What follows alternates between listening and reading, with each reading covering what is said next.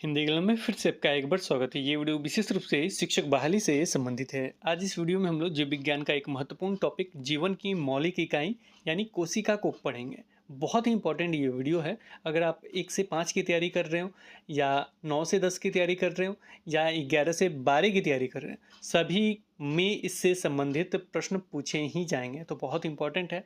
इसके साथ ही आप सोच रहे होंगे 6 से 8 की क्यों नहीं बात कर रहा हूँ।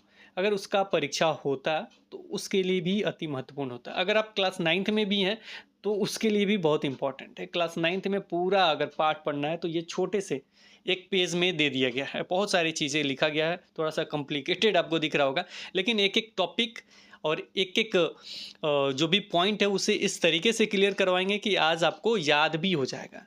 तो चलिए बिना देरी के हुए स्टार्ट करते हैं। और भी आपके मन में प्रश्न है, लास्ट में जो भी डाउट है वो क्लियर कर लेंगे। फिलहाल यहाँ से स्टार्ट करते हैं।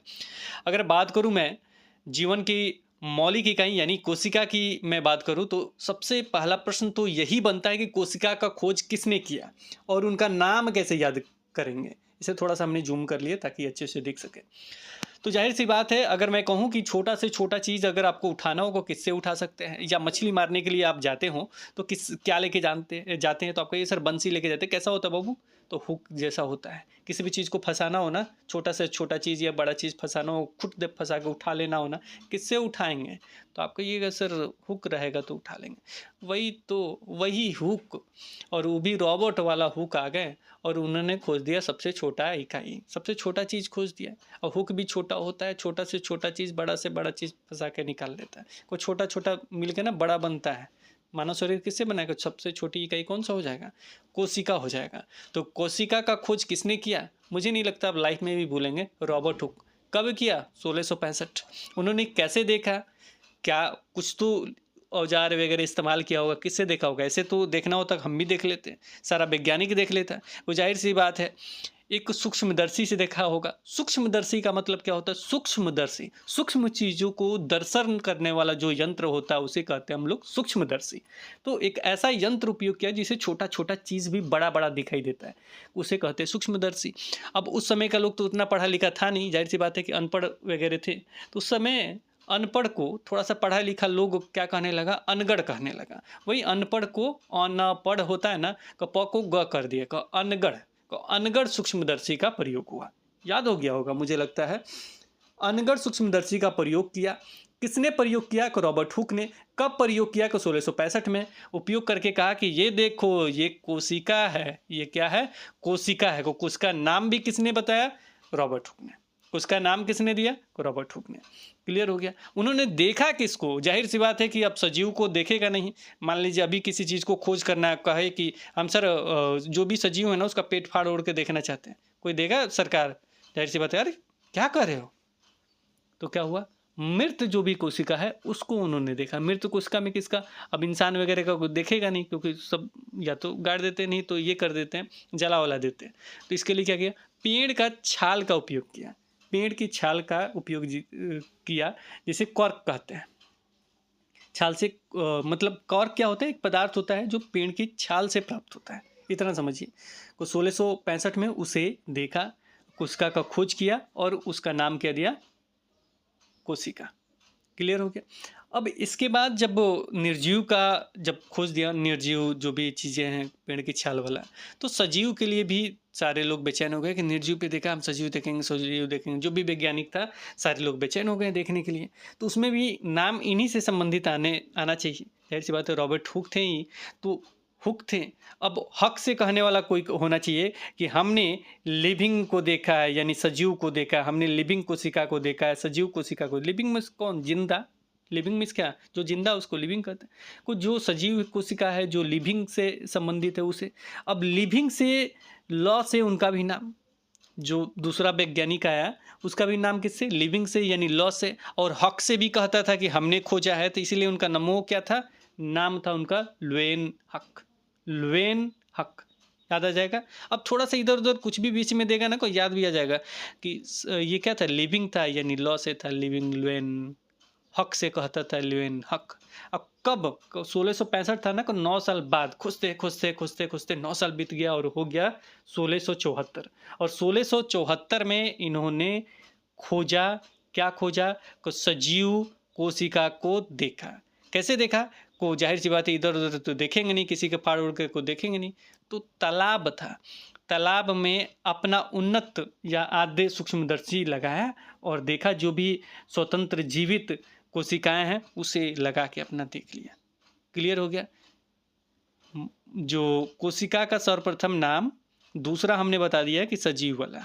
क्लियर हो गया? मृत कोशिका का चर्चा होगा रॉबर्ट हुक, जीवित कोशिका का चर्चा होगा कोल्वेन हक को टिक करेंगे। इसके बाद आगे बात बढ़ा। आगे बात क्या बढ़ा? अब तो इन्होंने देख लिया था, पिक्चर वगैरह सारा चीज़ देख लिया था। अब यहाँ पे एक और चीज़ का चर्चा होना चाहिए कि कोई तो हो जो इसके अंदर भी झांक के देखे। कोशिका को तो देख लिया, ये कोशिका है, तो अंदर झांक के देखा गया। सब कोई अंदर इधर उधर झांक रहा है कि हम कुछ खोज लें, मेरा नाम आ जाए, मेरा नाम छप जाए। सब लोग बेचैन रहते हैं अपना अपना नाम छपवाने के लिए। अब जैसे कभी लाइव हो क्लास तो क्या कहते हैं, मेरा नाम ले लीजिए। उसी तरह सभी लोग, वैज्ञानिक लोग क्या थे, बेचैन थे। तो सब कोई देखता था, नहीं दिखाई देता था। लेकिन उसी में एक आदमी था, नाम अभी नहीं बताएंगे, ऑटोमेटिक आपको नाम याद हो जाएगा। उन्होंने क्या किया, ध्यान से देखा को, उसको ध्यान से देखा तो देखा क्या कि मान लीजिए ये कोशिका है। अब इसकी बनावट अलग अलग डिजाइन का हो गया। इसमें देखा है को बिंदु जैसा बना हुआ है जी, और भूरा भूरा दिखाई दे रहा है। कलर हम चेंज नहीं कर रहे, सोच लीजिए ये भूरा भूरा, अब उतना साफ दिखता भी नहीं था, उतना उन्नत था नहीं। देखा कि भूरा भूरा कुछ दिखाई दे रहा है। तो भूरा का अंग्रेजी क्या होता है? ब्राउन। भूरा का अंग्रेजी क्या होता है? ब्राउन। तो ये जो आदमी था ना, ब्राउन था। तो ब्राउन देखा कि गोल गोल क्या दिख रहा है, क्या दिख रहा है, क्या दिख रहा है, तो देखा कि वो क्या है, केंद्रक है। तो केंद्रक का किसने खोज किया? तो केंद्रक का खोज किसने किया? जब भी आए तो ब्राउन। 1831 में केंद्रक का खोज हो गया। और किसने केंद्रक का खोज किया? ब्राउन ने। क्लियर हो गया? अब जब केंद्रक का खोज हो गया, कोशिका को खोज हो गया, केंद्रक और कोशिका का खोज हो गया, तो उसके बाद एक आते हैं और एक नाम के, जिनका नाम है पूरोकंज। क्या नाम है? पूरोकंज। तो पूरोकंज आते हैं तो बोले कि अच्छा, जो भी ये तरल पदार्थ है, जो उन्होंने कोशिका में देखा था तरल पदार्थ है, और एक देखा कि ये केंद्रक है, अगर ये दोनों को मिला दे तो कुछ नाम होना चाहिए इसका। तो उन्होंने एक नाम दिया, वो नाम दिया जीवद्रव्य। क्या नाम दिया? जीवद्रव्य। जो भी तरल जैविक पदार्थ है, यानी कोशिका द्रव और केंद्रक, ये दोनों मिलके क्या बनाते हैं? जीवद्रव्य बनाते हैं। इनका नाम क्या था? पूरोकंज। क्या था? पूरोकंज। यानी पूरोकंज का मतलब क्या हुआ, को पूरा ले लिए। पूरा मतलब जो भी जीव, जो भी आपका जैविक जो भी तरल पदार्थ वगैरह था, जितना लिक्विड वगैरह सामान था वो, कंज मिस हो गया केंद्रक। कंज मिस क्या हो गया? केंद्रक। नाम से ही स्पष्ट है, कहीं कुछ याद नहीं करना। पूरो मिस क्या होता है? पूरा ले लिए, जो भी उसमें लिक्विड था सब ले लेते हैं। एगो दूगो क्या है? ये पॉइंटवा है, यानी जो एगो मतलब सब में अलग अलग होता है, इसके बारे में आगे पढ़ेंगे। मान लो कि इसमें एगो है, तो ये केंद्रक हो गया, और ये क्या हो गया? ये लिक्विड हो गया। ये लिक्विड हो गया। अच्छा, केंद्रक और लिक्विड दोनों मिला देंगे तो इसका नाम क्या हो जाएगा? जीवद्रव्य हो जाएगा। और पूरो का मतलब हो गया पूरा, पूरा का मतलब हो गया पूरो, और कंज का मतलब हो गया केंद्रक। को दोनों मिला के जीवद्रव्य किसने नाम बताया? को 1839 में पूरोकंज ने। इतना याद हो गया ना बहू? चलिए आगे बढ़ते हैं। अब ये सारी चीज़ तो सबको ही बताने लगा। अब वो कहा कि कुछ इसका रूल भी होना चाहिए, कुछ नियम भी होना चाहिए। को किसका नाम आएगा रूल और नियम में? को रूल और नियम, रूल नियम क्या हो गया? सिद्धांत। तो सिद्धांत में सबसे पहले, अब जाहिर सी बात है सिद्धांत बताना था, तो सिद्धांत बताने के लिए एक आदमी लगेंगे नहीं। अब कहा कि दो आदमी मिल जाते हैं और सिद्धांत बता देते हैं। तो सिद्धांत अगर देखिएगा तो 100 से लिखा हुआ रहता है। सिद्धांत किससे लिखा होता है? 100 से लिखा होता है। तो दोनों का जो नाम था ना, 100 से स्टार्ट था। किससे स्टार्ट था? 100 से। तो याद कर लीजिए, स्वीडन और स्वान, स्वीडन और स्वान, स्वीडन और स्वान ने सिद्धांत दिया। सिद्धांत के रूप में क्या बताया वो भी हम आपको बताएंगे। फिलहाल इतना याद रखिए, स्वीडन और स्वान ने सिद्धांत दिया। स्वीडन का नाम आता है 1838 में, और स्वान का नाम आता है 1839 में। सन भी दिया हुआ है आपके एनसीईआरटी बुक में। तो इन्होंने किसके बारे में बताया? कुछ सिद्धांत के बारे में बताया। दो वैज्ञानिकों ने, एम स्लीडन, टी स्वान, एम स्लीडन, टी स्वान, दोनों 100 से नाम है, देखिए कि टिक कर दीजिएगा। सिद्धांत एक आदमी नहीं बताया था, दो आदमी ने बताया था, स्वीडन और स्वान। इन्होंने क्या कहा था, इन्होंने कहा था कि कोशिका सिद्धांत प्रस्तुत करने के बाद बताया कि सभी पादप और जंतु कोशिकाओं से निर्मित होते हैं। सभी पादप और जंतु कोशिकाओं से निर्मित होते हैं। यानी जितने सारे चीज़ हैं सब किसके बने हुए हैं? कोशिकाओं के बने हुए हैं, और वे जीवन की मूलभूत इकाई हैं। यानी जो जीवन की मौलिक इकाई, जीवन की मूलभूत इकाई है, जो पाठ का नाम है, वही चीज़ उन्होंने बता दी कि सारा चीज़ किससे बना? कोशिका से वो बना हुआ है, और यही मूलभूत इकाई है। ठीक है, बस पाठ के बारे में बताया, सिद्धांत तो कुछ जानते नहीं थे, बस 2 लाइन लिख दिए, कहा बहुत बड़ा बात हो गया, बहुत बड़ा बात हो गया। ठीक है, सब किसी को नाम छपवाना था, हम पहले ही बोल दिए थे आपको। अब इसे याद करने के सेंस में हम बोल रहे हैं, ऐसा नहीं है कि कुछ अलग कह रहे हैं, याद हो जाए आपको, बस वही मेरा मकसद है। एग्जाम में आए प्रश्न तो आप टिक कर दें कि सिद्धांत में स से इनका नाम आया था, ये आया था। ठीक है, जितना सारी चीज़ें होंगी मेरे द्वारा बोला गया, वो किसी माइंडली मत लीजिएगा। बस मैं चाहता हूँ कि आप 100% इसे याद कर लें। तो अभी तक हमने बता दिया सिद्धांत। अब जाहिर सी बात है, सिद्धांत में उन्होंने बता दिया। अब एक और नाम आएगा सिद्धांत में, और अब इनसे बड़ा ही नाम होना चाहिए, वीर होना चाहिए, कि वो भी सिद्धांत के बारे में बोले कि हम इनसे भी वीर हैं। आप सिद्धांत बताएं ना, हम भी सिद्धांत बताएंगे, हम ही सिद्धांत बताएंगे, हम मेरा भी नाम आना चाहिए, मेरा भी। तो वो थोड़ा सा और वीर बन के आए कि हम सिद्धांत बताएंगे। उनका नाम था विर्चो। नाम क्या था? विर्चो। उन्होंने क्या बताया? विर्चो ने ये बताया, विर्चो ने क्या बताया कि कोशिका सिद्धांत की व्याख्या करते हुए बताया कि कोशिका पूर्ववर्ती कोशिकाओं से उत्पन्न होती है। बस यही बताया। कोशिका जो होती है, देखिए यहीं पे कोशिका विभाजन शब्द आ जाएगा। अब कोशिका पूर्ववर्ती कोशिकाओं से उत्पन्न होती है, ये ना देखे कोशिका विभाजन कह दे। कोशिका विभाजन का सिद्धांत किसने दिया? याद कर दीजिए, किसने कहा? विर्चो ने। अब बोला हमने वीर बन के आए तो कुछ नया बताएंगे। सिद्धांत तो तुम वही बता दिए हो, अब हम कुछ नया सिद्धांत बताएंगे। मेरा नाम वीर होगा, वीर, विर्चो, वीर होगा यानी विर्चो, हम कुछ नया बताएंगे। उन्होंने नया बताया कोशिका विभाजन के बारे में, यानी कोशिका पूर्ववर्ती कोशिकाओं से उत्पन्न, तो जो भी पूर्व की कोशिकाओं हैं उसी से उत्पन्न होती है। ये हो गया आपके सारे पॉइंट। एक बच जाता है जिसे हमने यहाँ पे लिखा है, वो है थोड़ा सा इम्पोर्टेंट, और वो है किसके बारे में? तो अब जाहिर सी बात है, सारा चीज़ कोशिकांग वगैरह, कोशिका का अंग वगैरह सारा चीज़ अंदर झांक के देखना था, तो इन सारे सूक्ष्मदर्शी तो हो नहीं रहा था। को एक ऐसा सूक्ष्मदर्शी चाहिए था जो और अच्छे से और साफ तरीके से देख सके, एकदम अंदर, जंगले से भी अंदर छोटा छोटा चीज़ और बड़ा बड़ा करके देख सके, ताकि और स्पष्ट तरीके से और ज़्यादा चीज़ जानकारी इकट्ठा कर सके। तो उस समय 1940 देता है एनसीईआरटी बुक में, 1940 लिखा गया है, लेकिन 1931 वगैरह अन्य जगह मिल जाएगा, लेकिन याद रखिए 1940 दिया है, कि याद कर लीजिए।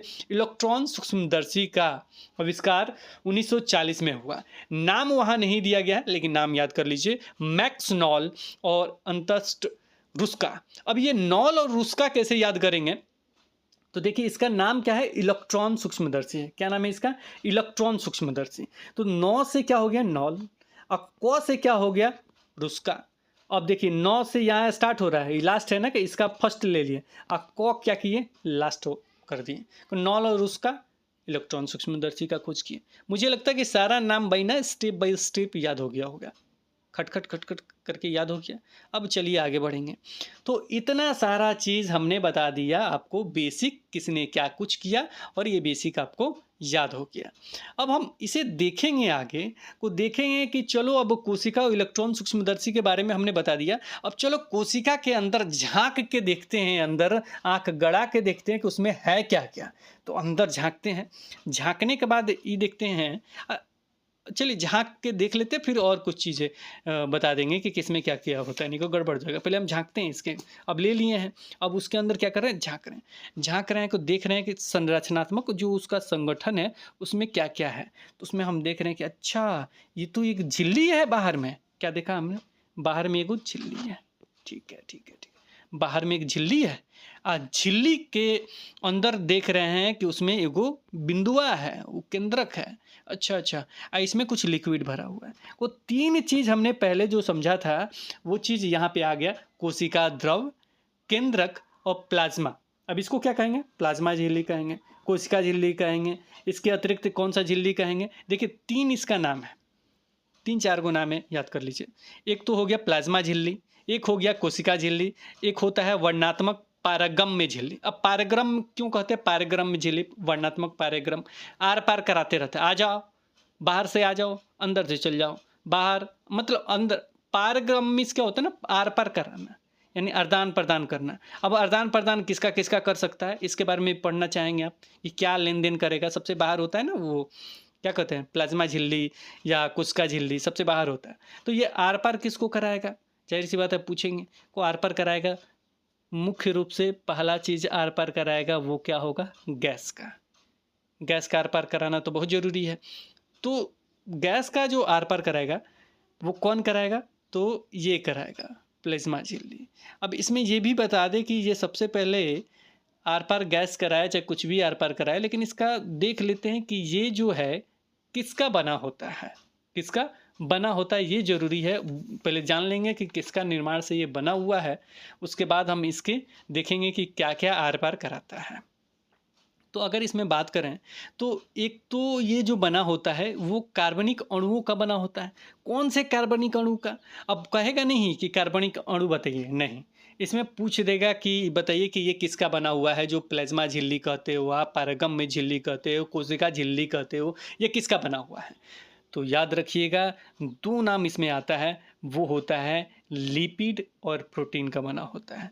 किसका किसका बना होता है बाबू? लिपिड और प्रोटीन का बना होता है। और ये प्लाज्मा झिल्ली जो होता है वो लचीली भी होता है। क्या होता है? लचीली होता है, लचीलापन उसमें होता है। क्या होता है? लचीलापन होता है, याद रखिएगा, लचीलापन होता है। और हम क्या कहें कि इलेक्ट्रॉन सूक्ष्मदर्शी का खोज होने के बाद इसको देखें, कोई इसको किसकी सहायता से देखेंगे? इलेक्ट्रॉन सूक्ष्मदर्शी की सहायता से देखेंगे।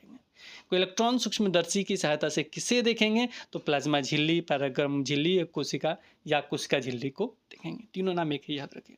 अब इसमें हमने कहा दो इंपॉर्टेंट है जो आदान प्रदान खूब करता है। पहला क्या है? तो एक तो होता है गैस का। गैस जानते हैं ना, गैस जो भी हम सांस लेते हैं, को कहीं आएगा फिर जाएगा, को कैसे ये होगा? को ये विसरण की सहायता से होता है। पूछ देगा कि गैसों का आदान प्रदान जो होता है कहाँ होता है, तो आपको ये प्लाज्मा झिल्ली में होता है। किस तरह से होता है? विसरण द्वारा होता है, परासरण द्वारा होता है, किस द्वारा होता है? तो वहाँ पे याद रखिएगा, विसरण द्वारा होता है। गैसों का जो आदान प्रदान होता है वो क्या होता है? विसरण द्वारा होता है। दूसरा जो होता है जल का आदान प्रदान होता है, जल का आदान प्रदान। जाहिर सी बात है, पानी भी चाहिए। तो जल का जो आदान प्रदान होता है किसकी सहायता से होता है? कौन सा विधि है, क्या है? तो उसमें शब्द एक आता है परासरण का। नाम क्या है? परासरण। याद रखिएगा, नाम क्या है? परासरण का नाम याद रहेगा आपको, परासरण। अब यहाँ पे परासरण याद हो गया। को इसमें एक और प्रश्न इसके अंदर पूछ देता है कि परासरण में जो होता है, ये बताइए कि कैसे आर पार जाता है। परासरण में ये कैसे आर पार जाता है, ये बहुत ही इम्पोर्टेंट है।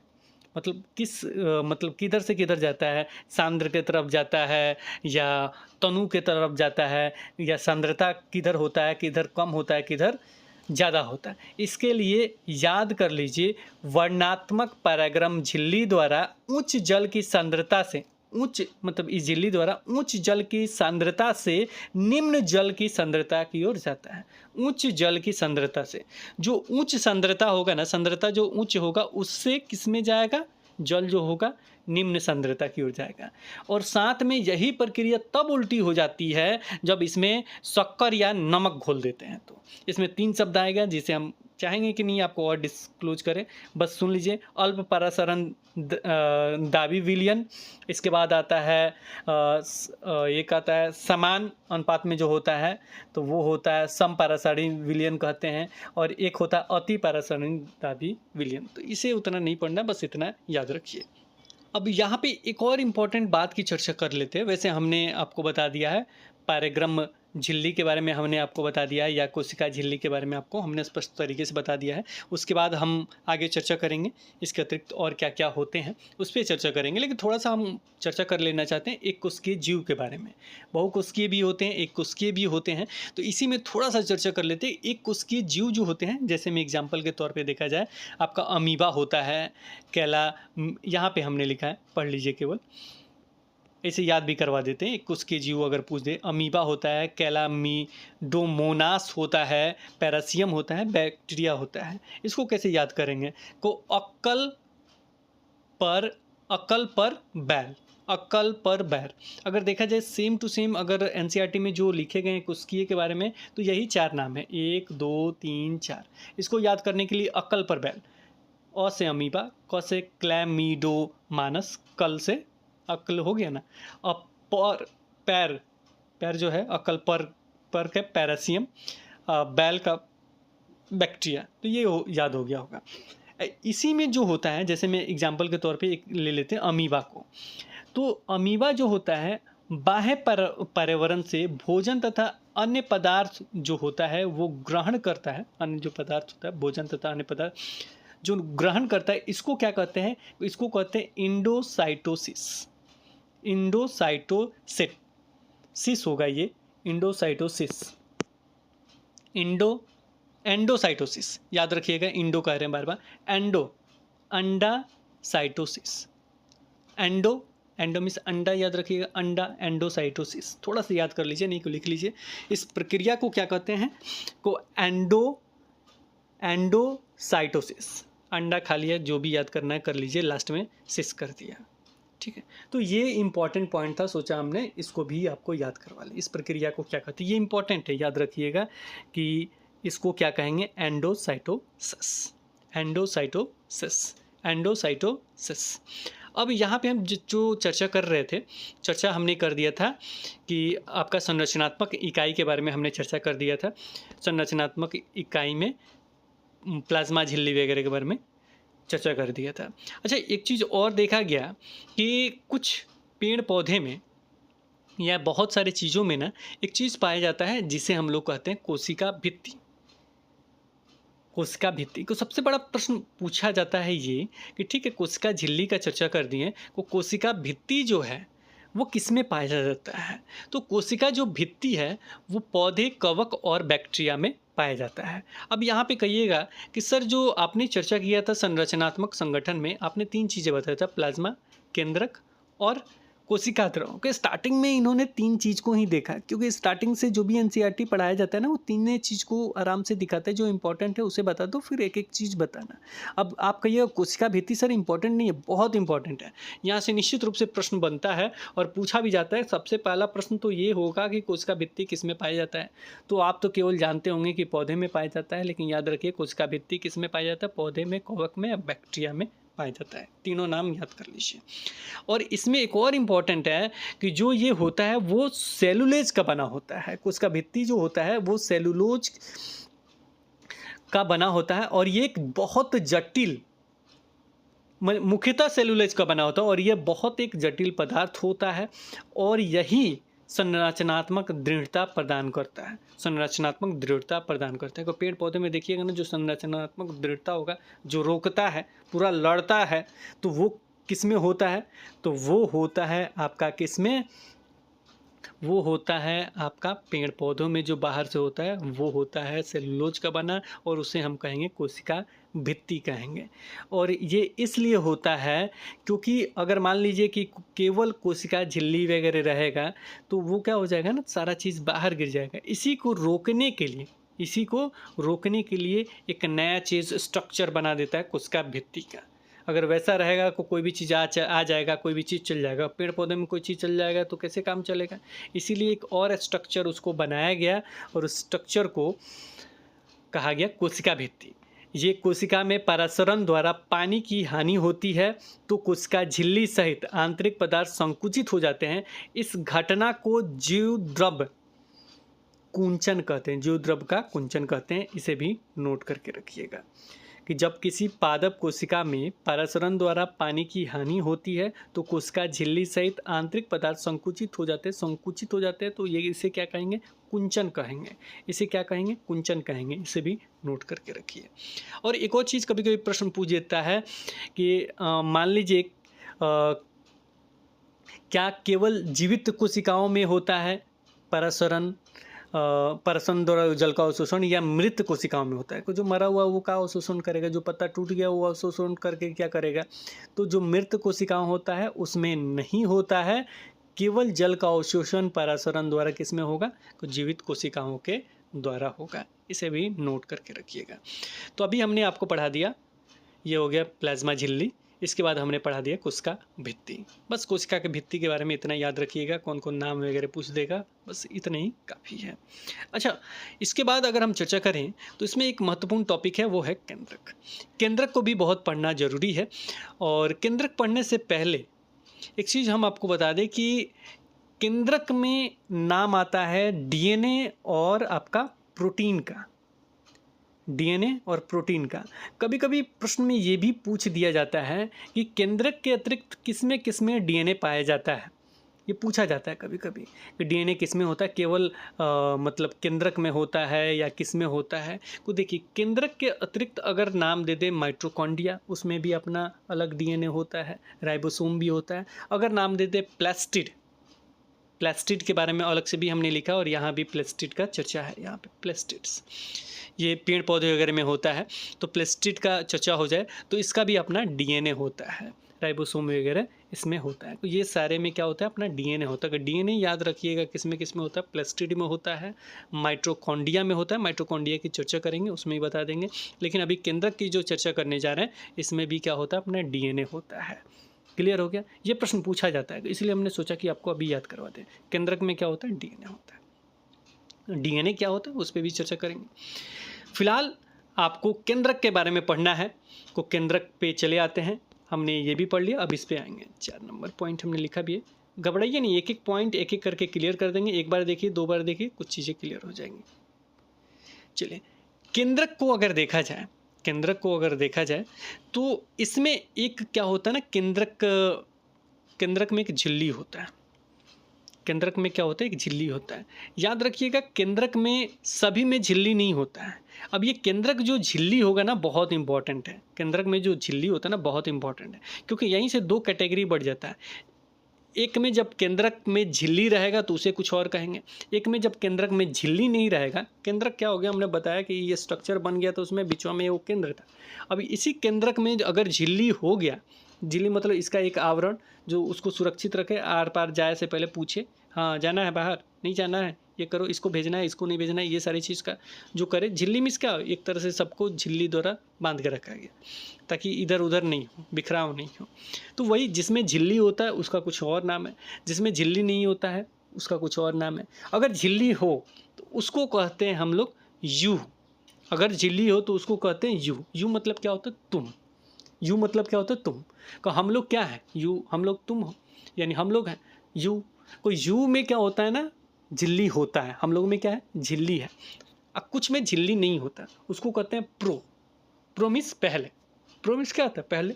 ये याद करवाने के लिए कर रहे हैं। कोई यूकैरियोटिक, यानी तुम लोगों में झिल्ली है इसलिए यूकैरियोटिक, आप लोगों में झिल्ली है इसलिए यूकैरियोटिक।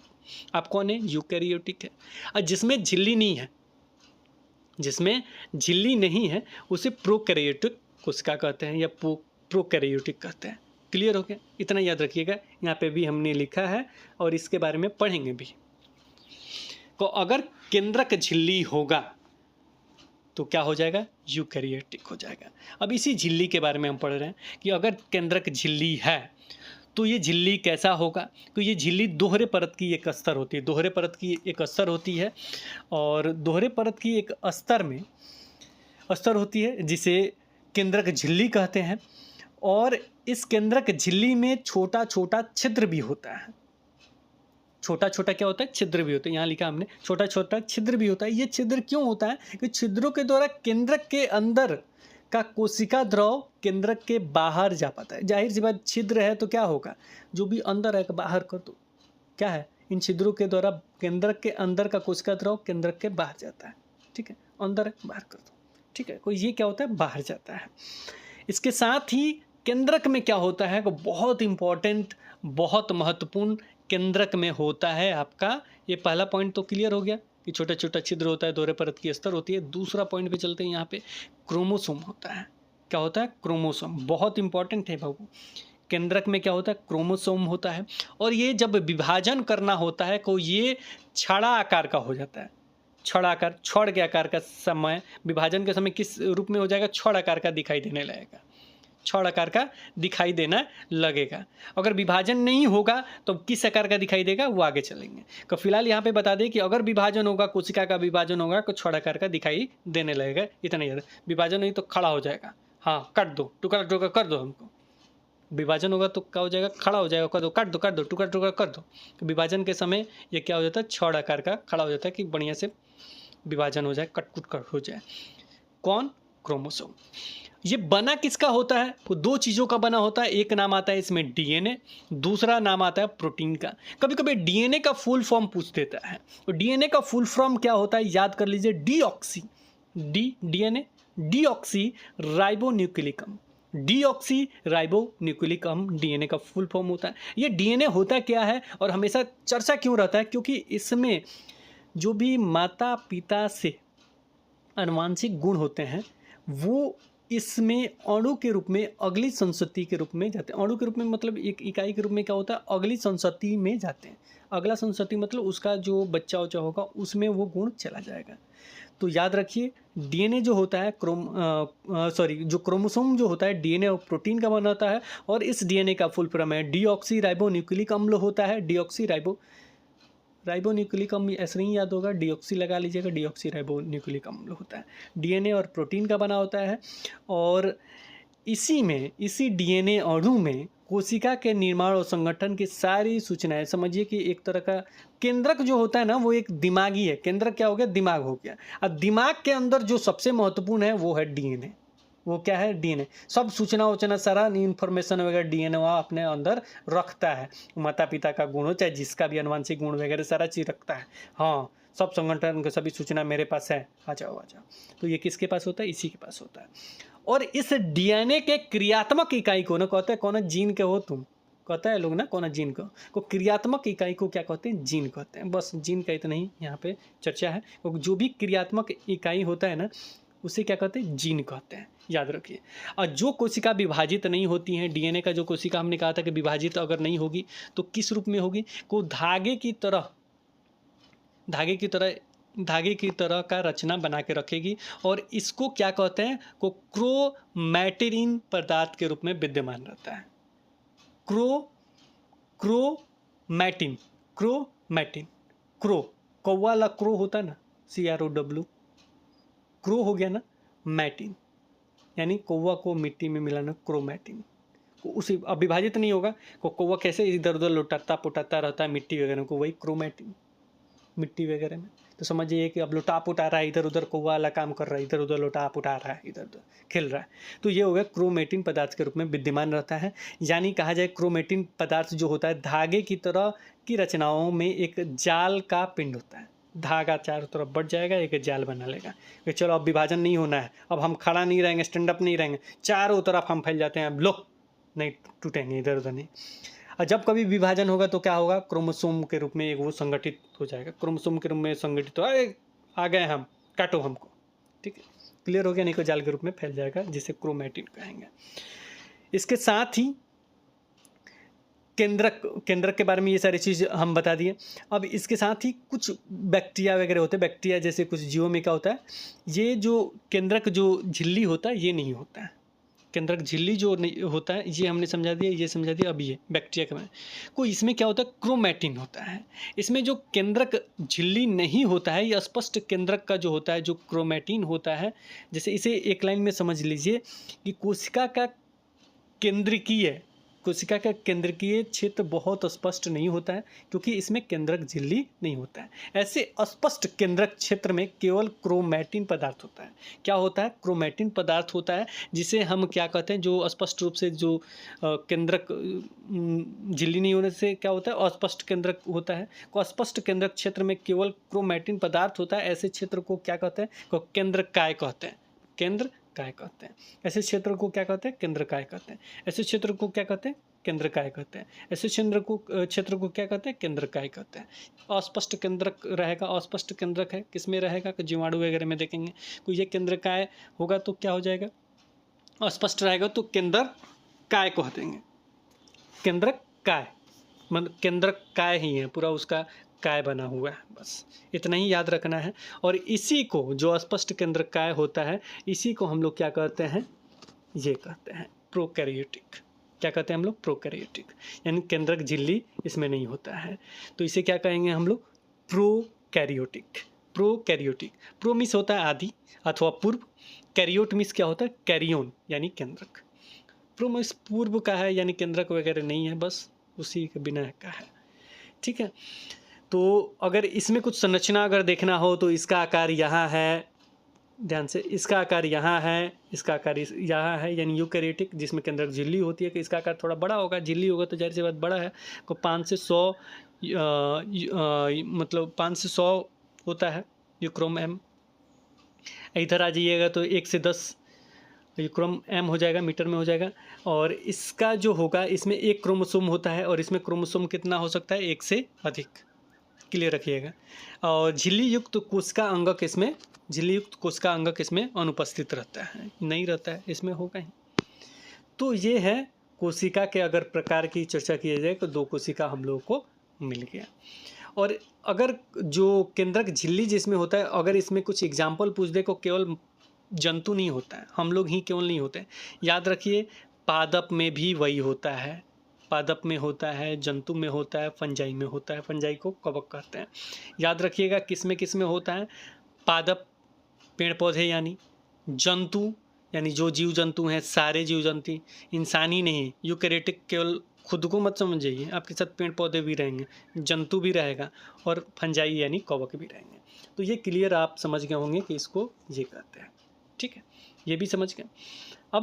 अब तक हमने पढ़ लिया केंद्रक पढ़ लिया, प्लाज्मा पढ़ लिया हमने, और इसके अतिरिक्त हमने पढ़ लिया प्लाज्मा झिल्ली, और इसके अतिरिक्त हमने कोशिका के प्रकार को पढ़ लिया, ठीक है, कोशिका के प्रकार को हमने पढ़ लिया।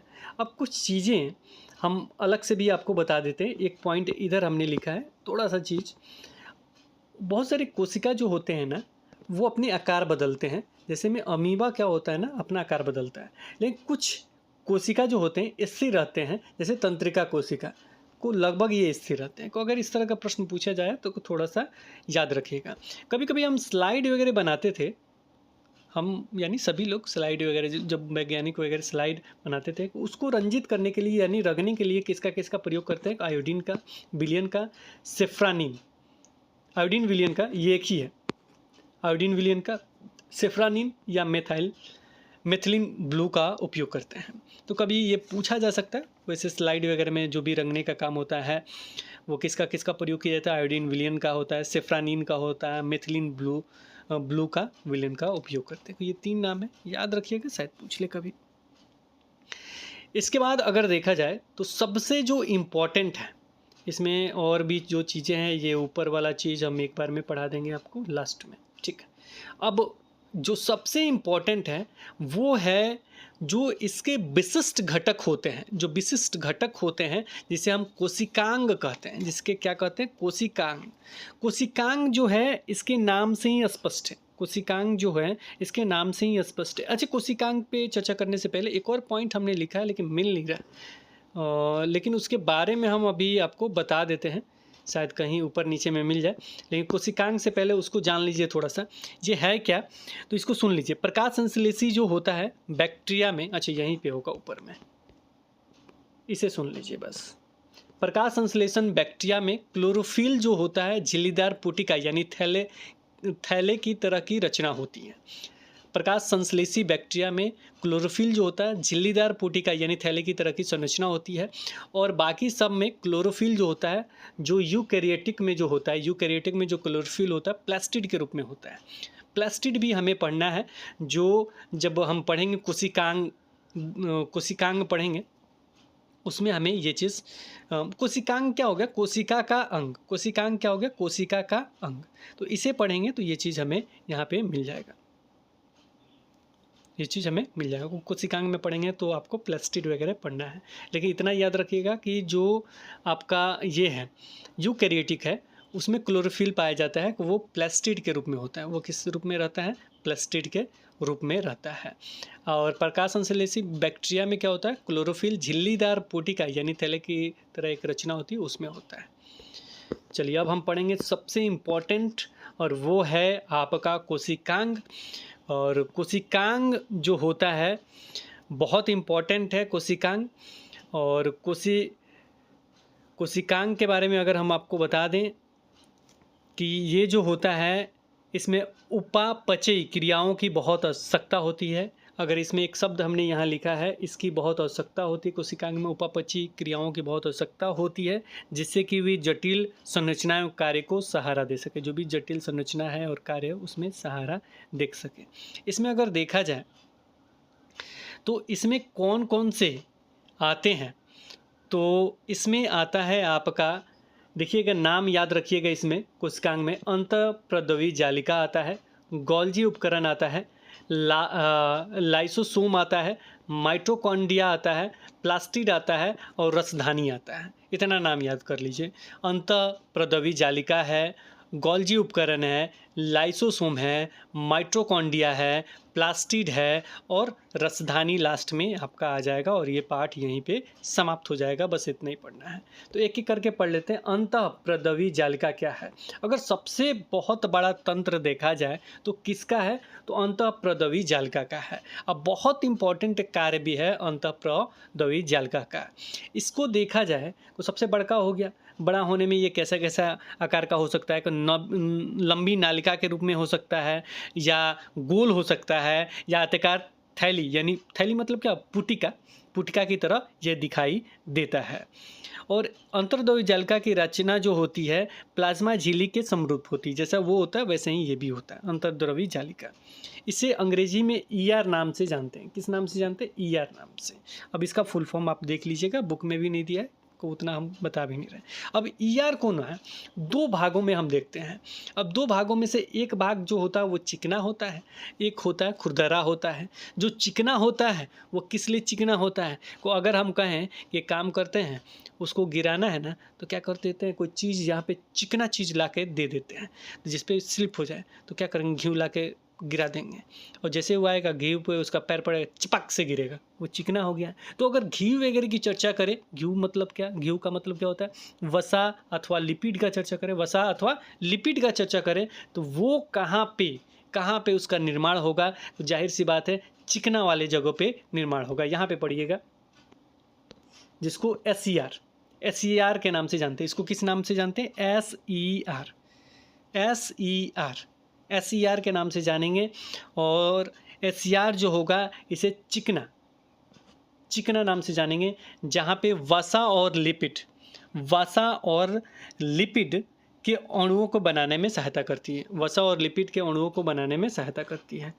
इसे रुक जाइए और ऐसे जूम कर देते हैं, ठीक है। यहाँ पे थे हम, यहाँ पे एक हो गया खुरदरी क्यों होगा वो बताएंगे। फिलहाल हम बता रहे हैं यहाँ पे चिकना वाला। तो चिकना जो होता है, जिसे SER के नाम से जानते हैं, ये वसा और लिपिड के अणुओं बनाने में सहायता करती है, इसीलिए वो चिकना हो जाता है, बनाएगा वही। और इसमें एक और जो सबसे महत्वपूर्ण है, वो महत्वपूर्ण ये है कि इसमें जो होता है, इसमें ये जो होता है विष हो तथा दवा हो, इसको निराविषीकरण करने में इसका महत्वपूर्ण योगदान होता है। बहुत बार पूछा भी गया प्रश्न कि निराविषीकरण करने में किसका महत्वपूर्ण योगदान होता है? तो SER यानी चिकना वाले के काम है, जो विष तथा दवा को निराविषीकरण में महत्वपूर्ण भूमिका निभाते हैं। कभी कभी आप लाइसोसोम पे चले जाइएगा, लेकिन याद रखिएगा कौन करता है निराविषीकरण? तो यही करता है। कौन करता है? यही करता है। याद रखिएगा, लिखा भी है, यही करता है जो SER होता है। अभी इसका एक और भाग हम बता रहे थे, इसका एक और भाग है खुरदरा। अब खुरदरा क्यों है? क्योंकि उस पर कुछ ना कुछ चिपका हुआ है, इसलिए खुरदरा हो गया है। कौन चिपका हुआ है? तो राइबोसोम चिपका हुआ है। राइबोसोम चिपकने के कारण वो खुरदरा हो गया। और राइबोसोम जो होता है ना, बहुत ही महत्वपूर्ण है। क्यों महत्वपूर्ण है? क्योंकि राइबोसोम जो होता है, जो कहाँ पाया जाता है? खुरदरी अंतर्द्रव्य जालिका में, यानी RER में पाया जाता है। ये प्रोटीन का संश्लेषण करता है। किसका संश्लेषण बाबू करता है? यहाँ देखिए, प्रोटीन का संश्लेषण करता है। इसी को प्रोटीन फैक्ट्री के नाम से जाना जाता है। किस नाम से जाना जाता है? प्रोटीन। तो प्रोटीन का संश्लेषण कौन करेगा बाबू? तो प्रोटीन का संश्लेषण कौन करेगा? फिर से याद कर लीजिए, प्रोटीन का संश्लेषण राइबोसोम क्या होता है? प्रोटीन का संश्लेषण करता है राइबोसोम। अब लाइसोसोम राइबोसोम में अंतर याद रखिएगा। प्रोटीन होगा तो र से होगा, प्रोटीन होगा तो र से होगा। प्रो होता है ना र, प्रो र आ गया ना, तो राइबोसोम। प्रोटीन यानी राइबोसोम। क्लियर हो गया। और ये कहाँ पाया जाता है? आर में होता है। आर कहाँ पाया जाता है? अंतर प्रद्रवी जालिका यानी ईआर में पाया जाता है। ईआर का एक भाग है आर, जिसमें प्रोटीन संश्लेषण यानी प्रोटीन का निर्माण वगैरह का किसका काम करता है? राइबोसोम का होता है। और साथ में कभी कभी पूछ देता है प्रोटीन के परिवहन के लिए नालिका के रूप में कौन काम करता है? तो यही भेज करता है। प्रोटीन का परिवहन वगैरह में किसका नाम आ जाएगा? अंतर प्रद्रवी जालिका यानी ईआर का नाम आता है। यही इधर उधर भेजते रहता है, आओ जाओ करो। ईआर करता है प्रोटीन का, क्योंकि प्रोटीन निर्माण कर रहा है इसलिए। एक चीज़ और का जिक्र होता है कि कुछ प्रोटीन तथा वसा जो होते हैं, कुछ प्रोटीन तथा वसा, यहाँ पे देखिए, कुछ प्रोटीन तथा वसा जो होते हैं कोशिका झिल्ली का निर्माण में सहायता करते हैं।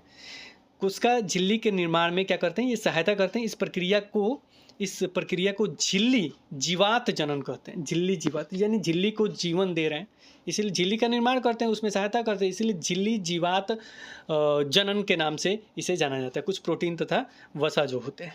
अब यहाँ पे एक पॉइंट अंतःप्रद्रवी जालिका समाप्त हो गया।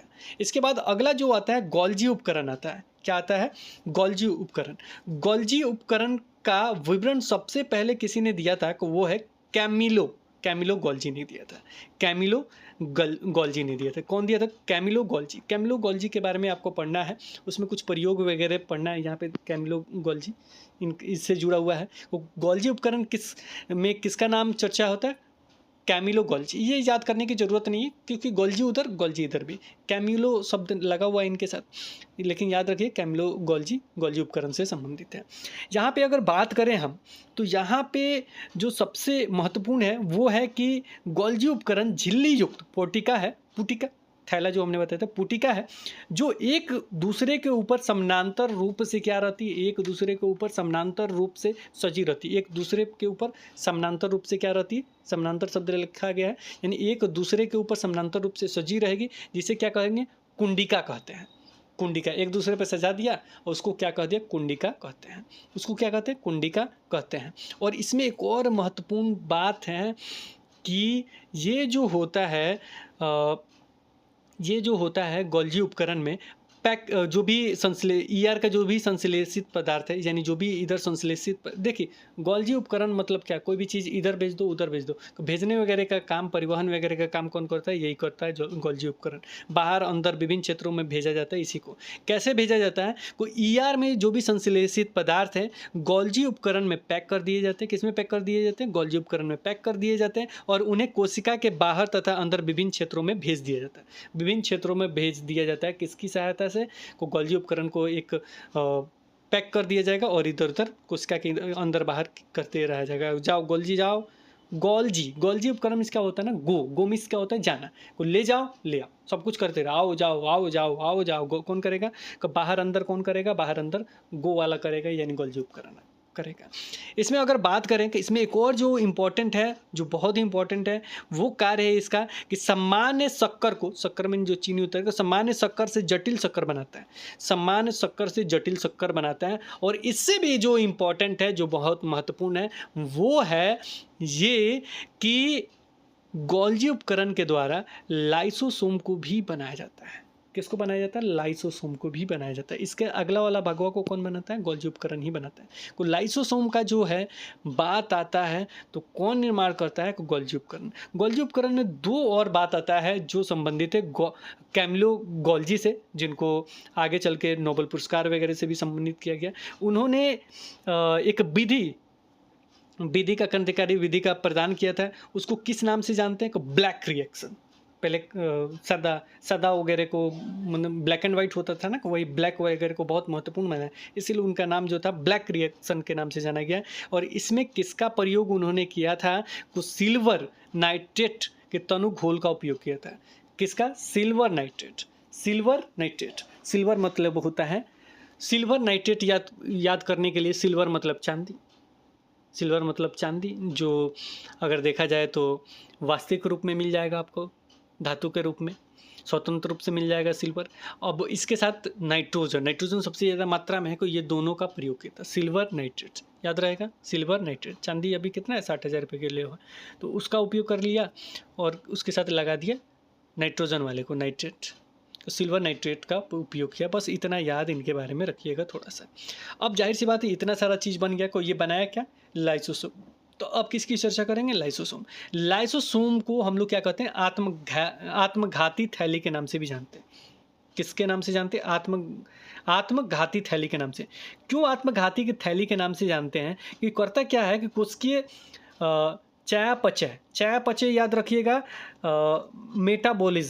मेटाबॉलिज्म या चयापचय। अगर चयापचय में व्यवधान उत्पन्न हुआ तो ये कोशिका क्षतिग्रस्त या मृत हो जाती है। जो कोशिका है, जो आपको लाइसोसोम है, ये क्षतिग्रस्त हो जाएगा और या मृत हो जाएगा। तो इससे क्या हो जाएगा, लाइसोसोम फट जाता है। लाइसोसोम क्या होता है, फट जाता है। और क्या होता है, एंजाइम अपनी कोशिकाओं को पचित कर देते हैं। ये एंजाइम जो होता है अपनी कोशिकाओं को पचित कर देते हैं। इसीलिए लाइसोसोम को कोशिका की आत्मघाती थैली भी कहते हैं। लाइसोसोम को क्या कहते हैं, कोशिका की आत्मघाती थैली के नाम से भी इसे जाना जाता है, लाइसोसोम को। ल से आत्मघाती थैली, लास मतलब क्या होता है, मतलब आत्मघाती, यानी एकदम तूर फार करने वाला, एकदम फटा क्या आत्मघाती थैली बन जाएगा। को लॉस से लाश होता है, और किसको आत्मघाती कहेंगे, तो लाश वाले को कहेंगे, जो लाश बनाते वही आत्मघाती थैली लाइसोसोम कहते हैं। इसका काम क्या है, ये तो हम समझ गए, ये सारी चीज़। इसका काम है कि लाइसोसोम कोशिका का जो भी अपशिष्ट होता है उसको निपटाता है, और बाहरी पदार्थ से कोशिका अंगकों में जो भी टूटे फूटे भागों को आता है उसे क्या करता है, पचित कर देता है।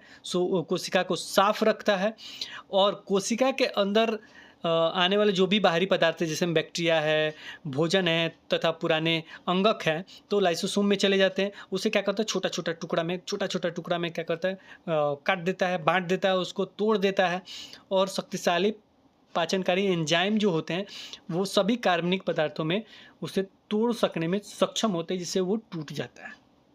तो ये इसके कार्य, सबको तोड़ ताड़ के बराबर कर देगा। तो ये इसके कार्य लाइसोसोम के। इसमें ज़्यादा पूछा जाता है आत्मघाती थैली के बारे में। ये कैसे होगा, अंग्रेजी में मेटाबॉलिज्म होगा। नहीं को याद रखिए, चयापचय ऐसे भी नया शब्द मिल जाएगा। कोशिका चयापचय के में व्यवधान होगा तो कोशिका क्षतिग्रस्त या मृत हो जाती है। इससे क्या होगा, लाइसोसोम फट जाता है, और जो भी एंजाइम होते हैं अपनी कोशिकाओं को पचा देते हैं। ठीक है, तो ये हो गया आपका लाइसोसोम खत्म। इसके बाद सबसे इम्पॉर्टेंट माइटोकॉन्ड्रिया, प्लास्टिड और राजधानी बच जाता है। अगर माइटोकॉन्ड्रिया के बारे में पढ़ें तो माइटोकॉन्ड्रिया में हमने एक इम्पॉर्टेंट आपको बता दिया है कि इसमें क्या होता है, अपना डीएनए तथा राइसोसोम होते हैं। माइटोकॉन्ड्रिया यानी कुछ राइसोसोम है, जाहिर सी बात है क्या बनाएगा, प्रोटीन बनाएगा। राइबोसोम है को क्या बनाएगा, प्रोटीन बनाएगा, रॉ राइबोसोम। अब प्रोटीन में रॉ होता है, कुछ जानते ही हैं, तो प्रोटीन बनाएगा। तो माइटोकॉन्ड्रिया अपना कुछ प्रोटीन स्वयं बनाते हैं, डीएनए होता है इसमें, और राइबोसोम भी होता है। ये एक अद्भुत अंगक है। और साथ में इसमें भी सबसे इम्पॉर्टेंट है कि बिजली घर किसको कहते हैं, माइटोकॉन्ड्रिया को बिजली घर कहते हैं। माइटोकॉन्ड्रिया क्या कहते हैं, बिजली घर कहते हैं। बिजली घर इसको कहते हैं क्योंकि ये जीवन की आवश्यक रासायनिक क्रियाओं को करने के लिए माइटोकॉन्ड्रिया एटीपी के रूप में ऊर्जा प्रदान करता है। और माइटोकॉन्ड्रिया किस रूप में, एटीपी के रूप में ऊर्जा प्रदान करता है। एटीपी क्या है, एटीपी का फुल फॉर्म क्या होता है, एटीपी कहाँ होता है, एटीपी माइटोकॉन्ड्रिया में होता है। और इसमें क्या होता है, एटीपी का फुल फॉर्म होता है एडिनोसिन। एडिनोसिन कैसे याद करेंगे, तो एडिनोसिन जैसे में माइटोकॉन्ड्रिया जो होता है ना एटीपी का निर्माण करता है। एटीपी का फुल फॉर्म पूछ देगा, क्या हो जाएगा, एडिनासुन। दीना किसी व्यक्ति का नाम है, उसको अगर बुलाना हो तो क्या कहिएगा, एडिनासुन के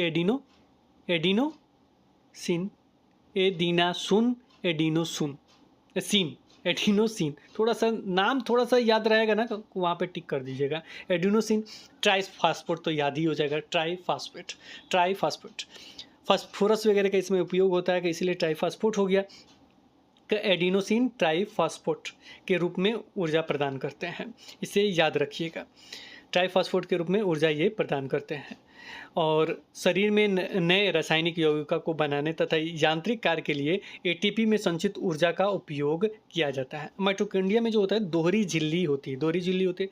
बाहरी जो झिल्ली होता है, बाहर झिल्ली जो होता है छिद्रित होता है, क्योंकि आर पार करना ही है कि बाहरी छिद्रित होता है। भीतरी झिल्ली बहुत अधिक वलित होती है, बहुत अधिक क्या होता है, वलित होता है। ये वलय एटीपी बनाने के लिए रासायनिक क्रियाओं के लिए बहुत बड़ा क्षेत्र बनाते हैं। वलित होता है, और यही वलय मीन्स क्या होता है ना, घोला।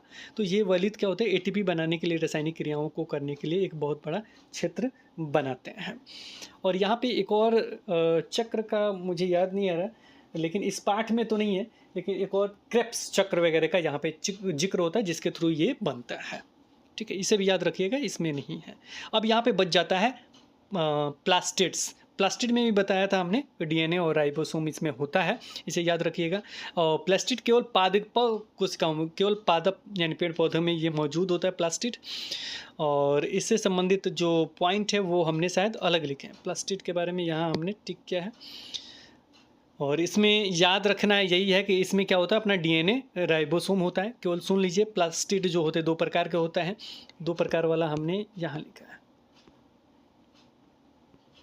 प्लास्टिड के बारे में हमने लिखा है, यहाँ पे ये पढ़ लीजिए। भीतरी रचना में बहुत सी झिल्ली वाली परतें होती, बहुत सी झिल्ली वाली परतें होती हैं, जो कहाँ स्थित होती है, कि स्ट्रोमा में स्थित होती हैं। ये शब्द याद रखिएगा, स्ट्रोमा में स्थित होती है। ये दो प्रकार का होता है, दो प्रकार में। एक होता है क्रोमोप्लास्ट, ये क्या होता है, क्रोमोप्लास्ट। एक होता है ल्यूकोप्लास्ट। क्रोमोप्लास्ट जो होता है रंगीन होता है, क्रोमोमिस रंगीन। क्रोमोमिस क्या होता है, रंगीन, कलर, कौसे कलर। क्रोमोमिस रंगीन प्लास्टिड होता है, जिसमें क्या होता है, क्लोरोफिल वर्णक होता है। क्लोरोप्लास्ट जिसमें मैग्नीशियम वगैरह पाया जाता है, वो अलग का मैटर है, लेकिन बुक में नहीं दिया है, वो क्लोरोप्लास्ट होता है। इसके अतिरिक्त इसमें क्या होता है, पीले नारंगी रंग के वर्णक भी होते हैं। ल्यूकोप्लास्ट में क्या होता है, ल्यूकोप्लास्ट जो होता है जो स्टार्च होता है, तेल होता है, प्रोटीन पदार्थ इत्यादि इसमें ल्यूकोप्लास्ट में संचित होते हैं। जाहिर सी बात है, एगो रंगीन है, एगो क्या हो जाएगा, दूसरा वाला रंगहीन हो जाएगा, श्वेत हो जाएगा, श्वेत रहेगा। ल्यूकोप्लास्ट किस कलर का, तो श्वेत होता है, रंगीन होता है।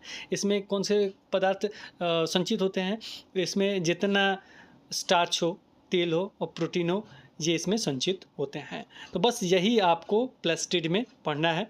इसके बाद आ जाता है रसधानी के बारे में। रसधानी के बारे में अगर बताएं तो रसधानी जो होता है वो ठोस या तरल पदार्थों का संग्राहक थैलियाँ, यानी सारा चीज़ रखने वाला अगर थैली की जब चर्चा आ जाए तो संग्राहक थैलियाँ क्या हो जाएगा, रसदानी। रसदानी मीन्स क्या होता है, रस को धारण करने वाला, जितना सारा चीज़ है ना हम धारण कर लें, मतलब रिक्तियाँ। अब ये रिक्तियाँ दो तरह का आपको देखने को मिल जाएगा। तो जो पादप कोशिकाएं होती हैं, मतलब जंतु कोशिका में रसदानी छोटा, पादप कोशिका में क्या होता है, रसदानी बहुत बड़ी होती है। और इसका देखा जाए तो इसका जो आयतन होता है, कोशिका के आयतन का 50 से 90% तक हो सकता है। पादप में 50 से 90% तक का।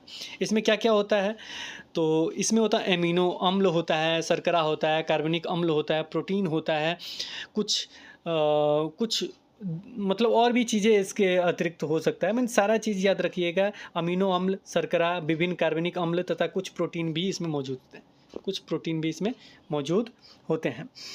और इसमें देखा जाए तो पादप कोशिकाओं की रसदानियों में कोशिका द्रव भरा रहता है। ये कोशिकाओं को स्फीति और कठोरता प्रदान करते हैं, स्फीति और कठोरता प्रदान करते हैं, इसे याद रखिएगा। और एक उसकी जीवों में जैसे अमीबा की खाद्य रसधानी में उनके द्वारा उपभोग में लाए गए पदार्थ होते हैं। एक कोशिकीय जीवों में विशिष्ट रसदानियाँ अतिरिक्त जल तथा कुछ अपशिष्ट पदार्थों को शरीर से बाहर निकालने में महत्वपूर्ण भूमिका निभाती हैं। अब देखिए होता क्या है ना, जो रसधानी होता है ना, एक कोशिका में क्या होता है ना, ये पादप बना लेते हैं। मान लीजिए यहाँ पादप जैसे बना लिया, ये भोजन ले लिया, अंदर लेके रसधानी जैसे बना लेंगे, और इसके बाद ये निकालने में भी सहायता करता है। और ये क्या करता है, खाद्य रसधानी के रूप में उपभोग में लाए गए खाद्य पदार्थ होते हैं। रसधानी जो होता है खाद्य पदार्थ, उसमें उपभोग में लाते हैं। बस इतना ही याद रखना है। बाद में यही जो होता है सहायता करता है कि इसमें जल और कुछ अपशिष्ट पदार्थ शरीर से बाहर करने में, यही विशिष्ट रसधानियाँ उसमें क्या होता है, सहायता करता है। अब लास्ट में अगर कंक्लूजन पे आए, जो कोशिका है वो क्या है, कोशिका सजीवों की मूलभूत संरचनात्मक इकाई है, ये जीवन की मूलभूत क्रियात्मक इकाई भी है। क्रियात्मक इकाई भी है। तो ये था आपका पूरा टॉपिक, और मुझे नहीं लग रहा है कि कोई भी आपका बचा हुआ होगा, कोई भी चीज़ बचा होगा। क्लोरोप्लास्ट जिसमें क्लोरोफिल होता है, क्लोरोप्लास्ट कहते हैं, ये प्रकाश संश्लेषण करते हैं। जाहिर सी बात है क्लोरोप्लास्ट होगा तो प्रकाश संश्लेषण का ल्यूकोप्लास्ट का प्राथमिक कार्य संचय करना है। क्या क्या संचय करता है ये सारी चीज़ हमने बता दिए हैं।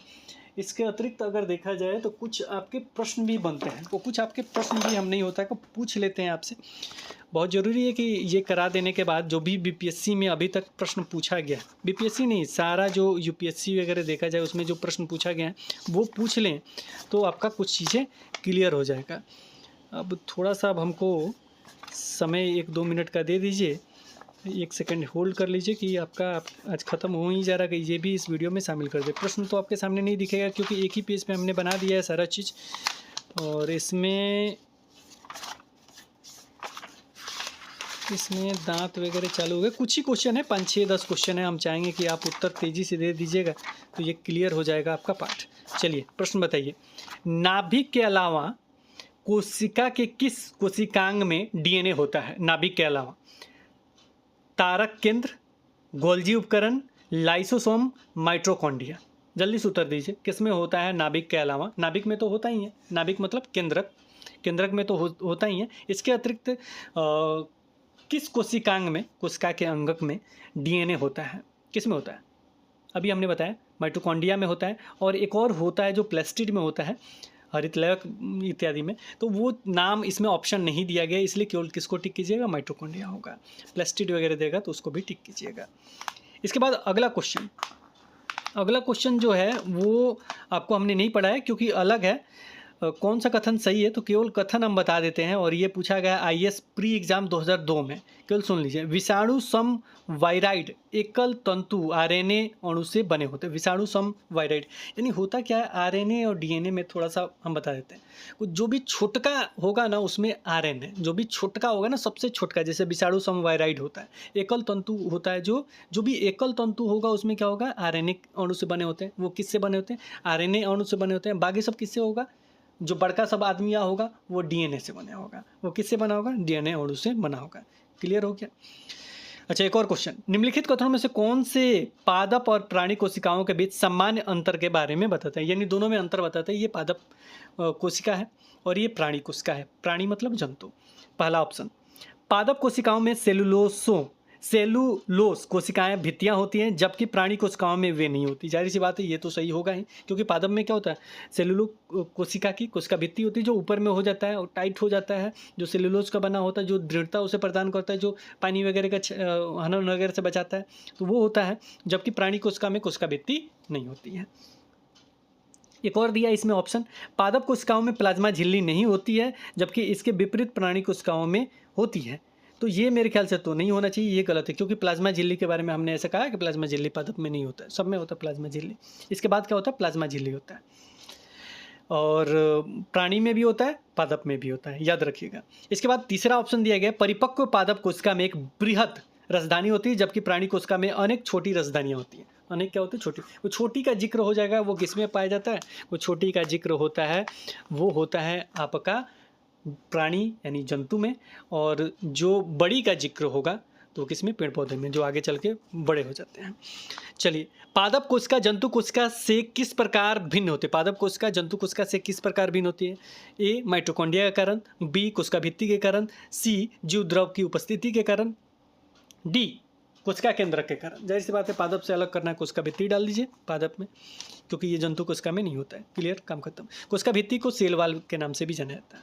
इसके आगे, जंतु कोशिका में निम्न में से क्या अनुपस्थित होता है? जंतु कोशिका में क्या नहीं होता है? सेलुलोज की कोशिका भित्ति, केंद्रक, माइटोकॉन्ड्रिया, इनमें से कोई नहीं। ये सारा क्वेश्चन पूछा गया, सारा क्वेश्चन जाएगा किस पे? ए पे, सेलुलोज की कोशिका भित्ति पे, क्योंकि ये पेड़ पौधा में पाया जाता है, जंतु में नहीं पाया जाता है, यानी प्राणी में नहीं पाया जाता है। अगला क्वेश्चन, जैव कोशिका का कौन सा भाग पावर हाउस कहलाता है? कौन है जो पावर हाउस कहलाएगा? जल्दी बताओ आंसर ऑप्शन से पहले। चलो, कोशिका भित्ति, केंद्रक, माइटोकॉन्ड्रिया, संपूर्ण कोशिका। जाहिर सी बात है सी होगा। माइटोकॉन्ड्रिया को पावर हाउस हमने समझाया है, क्योंकि इसी में पाया जाता है एटीपी, और एटीपी का फुल फॉर्म क्या होता है ये हमें बताएंगे आप कमेंट सेक्शन में। इसका उत्तर हम नहीं बताएंगे, हमने बताया था। ए दीना सुनो, ए दीना सुन, बताया था ना। इसके आगे क्या होगा, ट्राइफॉस्फेट। चलिए इसके आगे, निम्न में से किस कोशिकांग को कोशिका का पावर हाउस कहते हैं? राइबोसोम, माइटोकॉन्ड्रिया, कोशिका झिल्ली, सेंट्रोसोम। अब समझ गए ना कि इसमें सबसे इंपॉर्टेंट क्या है। एक तो है कोशिका भित्ति, दूसरा क्या है, माइटोकॉन्ड्रिया। इसका भी आंसर क्या हो जाएगा, माइटोकॉन्ड्रिया हो जाएगा। कोशिका का शक्ति स्रोत है कोशिका भित्ति, माइटोकॉन्ड्रिया, राइबोसोम, और ये बीपीएससी 2018 में पूछा गया है, और न्यूक्लियस। तो इसका करेक्ट आंसर है, या उपयुक्त में से कोई नहीं, उपयुक्त में से एक से अधिक, जाहिर सी बात है इसका करेक्ट आंसर हो जाएगा बी, माइटोकॉन्ड्रिया। प्लाज्मा झिल्ली बनी होती है किसकी बनी होती है? प्रोटीन की, लिपिड की, कार्बोहाइड्रेट की, या दोनों की? जाहिर सी बात है इसका करेक्ट आंसर आप देंगे प्रोटीन और लिपिड दोनों का बना होता है, यानी डी नंबर ऑप्शन आपका सही है। अच्छा, इसके अतिरिक्त और भी क्वेश्चन है। प्रोटीन संश्लेषण में निम्न कोशिकांगों में से किन की भूमिका सबसे महत्वपूर्ण होती है?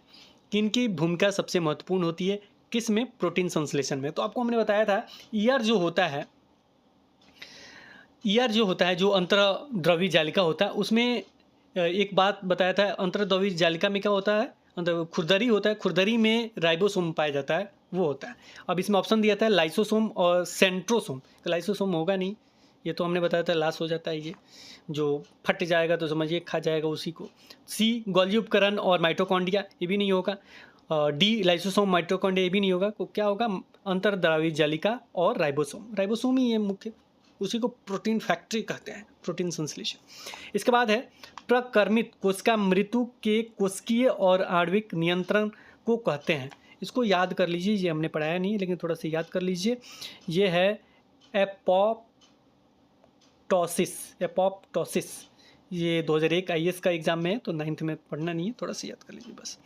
हमारे तंत्र में अधिकतम एटीपी अणुओं को उत्पन्न करने वाला पद है, ये थोड़ा सा हमने बताया है, अगर थोड़ा सा याद होगा तो पढ़ लीजिए। हमारे तंत्र में अधिकतम एटीपी अणुओं को उत्पन्न करने वाला पद है, क्या है? ग्लूकोज का अपघटन, अंतिम श्वसन श्रृंखला, जल अपघटन। एक हमने चक्र का इस्तेमाल किया था, वो चक्र बताया था क्रेब्स चक्र। क्या नाम याद दिलाया था हमने? क्रेब्स चक्र है। उत्तर क्या होगा? क्रेब्स चक्र। हमारे तंत्र में अधिकतम एटीपी अणुओं को उत्पन्न कराने वाला पद है क्रेब्स चक्र। श्वसन तंत्र में अधिकतम एटीपी यानी एडिनोसिन ट्राइफॉस्फेट अणुओं को उत्पन्न करने वाला पद क्रेब्स चक्र है। यह चक्र कोशिका के माइटोकॉन्ड्रिया में संपन्न होता है, कोशिका के माइटोकॉन्ड्रिया में संपन्न होता है। जो भी हम श्वसन वगैरह लेते हैं ना, भेज देता है जाओ उसमें, एटीपी में, माइटोकॉन्ड्रिया में। तो ये उसी के द्वारा क्या होता है ना, कोशिका मतलब अणुओं के उत्पन्न करने वाला पद क्रेब्स चक्र है। यह चक्र कोशिका के माइटोकॉन्ड्रिया में संपन्न होता है। इस चक्र का खोज किसने किया? हैंस क्रेब्स ने किया। जाहिर सी बात है उन्होंने किया होगा, जिससे इसका नाम मिलता जुलता होगा। हैंस क्रेब्स ने 1937 ईस्वी में किया था। इसके बारे में नहीं पढ़ना है, लेकिन हो सकता है आगे के क्लास में आपको देखने को मिले। तो ये थे कुछ क्वेश्चन जो आपको निश्चित रूप से जानने चाहिए, और ये बीपीएससी आईएएस वगैरह के एग्जाम में पूछे गए प्रश्न हैं। मुझे लग रहा है कि कुछ का आपको क्लियर ही हो गया, थोड़ा सा ज़्यादा विस्तृत हमने बताया, लेकिन कुछ चीज़ें को स्टेप बाय स्टेप जो भी एनसीईआरटी में 9th में लिखा गया वो सारी चीज़ पढ़ा दी हमने। तो फिलहाल इस वीडियो में इतना ही, फिर मिलेंगे एक नए वीडियो के साथ और कुछ क्वेश्चन कि 1 to 5 में क्या पढ़ना। देखिए 9th 10th 11th 12th को तो पता है कि वो अपना लेवल पढ़ें। जैसे 9th 10th में अगर साइंस है तो साइंस पढ़ें, जैसे कुछ का उन्होंने पढ़ लिया, कुछ का को थोड़ा सा और अपर लेवल पे पढ़ लेंगे तो और अच्छा होगा, नहीं तो फिलहाल अपना बुक पढ़ें। इसके बाद 1 to 5 में ना 6 to 8 तक आप बिहार का टेक्स्ट बुक ज़रूर पढ़ लें। साइंस 9 to 10th देख लीजिएगा तो अच्छा होगा, वो हमने एक पार्ट पढ़ा ही दिया। इसके अतिरिक्त अगर समय मिलेगा तो और भी चीज़ें हम आपको पढ़ाने की कोशिश करेंगे, क्योंकि कल हमें जाना भी है कहीं। उसके बाद देखेंगे वहाँ का छोटा छोटा क्लिप अगर होगा, नहीं होगा तो डाल देंगे, जैसे मथुरा वगैरह जाना है तो वहाँ का। और इसके अतिरिक्त ये हो गया, तो साइंस पढ़ लेंगे, सोशल साइंस पढ़ लेंगे, गणित बना लीजिएगा। गणित में वही प्राथमिक 8 तक का गणित बना लेते हैं, काफ़ी है। और गणित हो गया, गणित के बाद आपका क्या बच गया, आपका भूगोल थोड़ा सा देखना होगा। जैसे भूगोल में आपको देखना होगा जो ब्रह्मांड है, जैसे सौरमंडल वगैरह के बारे में ये सारी चीज़ पढ़ना चाहिए। पृथ्वी के बारे में पढ़ना चाहिए, ये अक्षांश वगैरह, देशांतर वगैरह, भारत वगैरह में कर्क मकर जो भी चीज़ें हैं वो सारी चीज़ देखते हुए आगे बढ़िए। ये सारी चीज़ यहाँ से रहेंगे प्रश्न। और भूगोल का हम कहेंगे कि अगर घटना चक्र बीपीएससी का लिए हुए हैं तो उसको एक नज़र देख लीजिए क्या पूछा गया है भूगोल में। और 1857 से 1947 तक तो ज़रूर देख लिए होंगे। बस यही चीज़ सारे देखेंगे तो मुझे नहीं लगता कि यहाँ से कुछ जाएगा, और कुछ विशेष होगा तो हम बताने की कोशिश करेंगे। फिलहाल इतना ज़रूर पढ़िए, धीरे धीरे एक एक चीज़ कंसेप्ट क्लियर करते जाइए, उसके बाद आगे बढ़िए।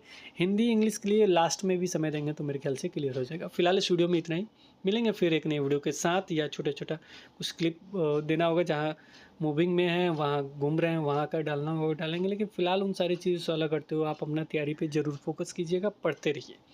Okay, bye bye.